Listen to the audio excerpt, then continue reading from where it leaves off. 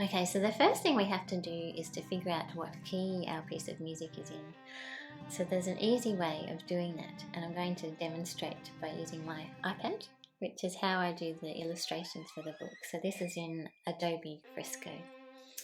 So if you are playing a treble clef instrument, the key signature is right beside your treble clef, and it's not the numbers, it's where you have the sharps or the flats. So what we're going to do is we're going to start with our major keys. So I'm just going to write major. Now first key with no flats or sharps is called C. So you probably just need to remember that. So that's all the white keys on the piano. Then to find our first key with a sharp, what we just do is we count 5 notes. So you go C, D, E, F, G. You have to count the first one. And then our first sharp is an F sharp. So that's something you probably just need to remember. Then we keep going, so we go from G, G, A, B, C, D. And from the F you can also do the same thing. So F, G, A, B, C. And then you just keep going and going and going. So I'm going to do a few more. We'll speed this up.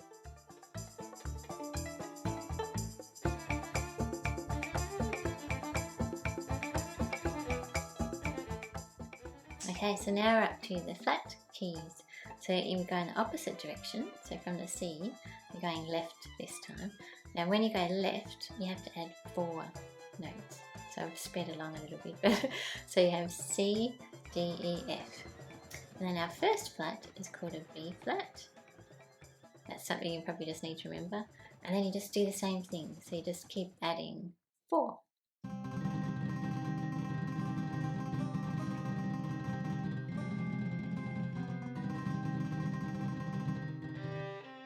So now the minor keys, you just keep going. You can keep going.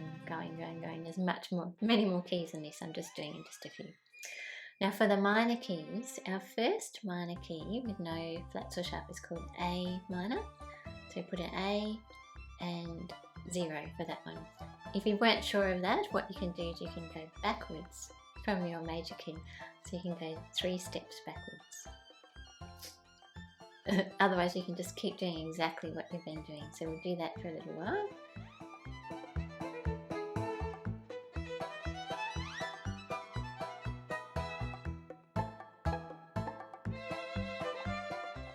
And I'm going to stop there because the Hungarian dance, if you notice, has 2 flats. So B flat and E flat. And because it's in a minor key, it's actually in G minor. So we'll stop there for now. So the next thing we're going to talk about is the time signature. So that's the place where you have the numbers beside your key signature. Now the problem with the GarageBand is that it only has 3 time signatures to choose from.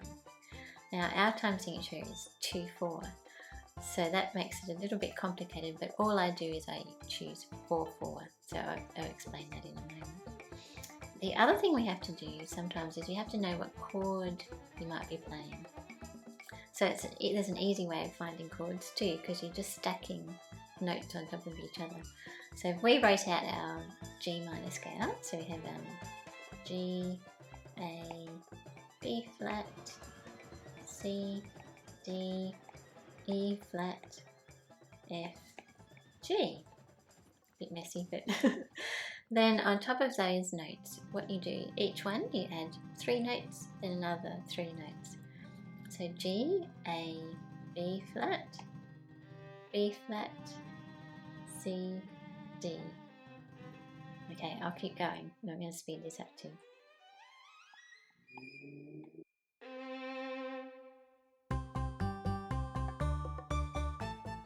Okay, so it's a little bit messy, but you get the idea.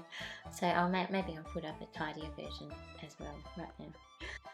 But once you have your chords, what that means is that you know what notes, if you're looking at your music, which will be your piano part, which is what I usually work from, you'll be able to see what notes are in all of those parts. So if you choose to use some of the GarageBand instruments that work on chords, it's a handy thing to know your chords.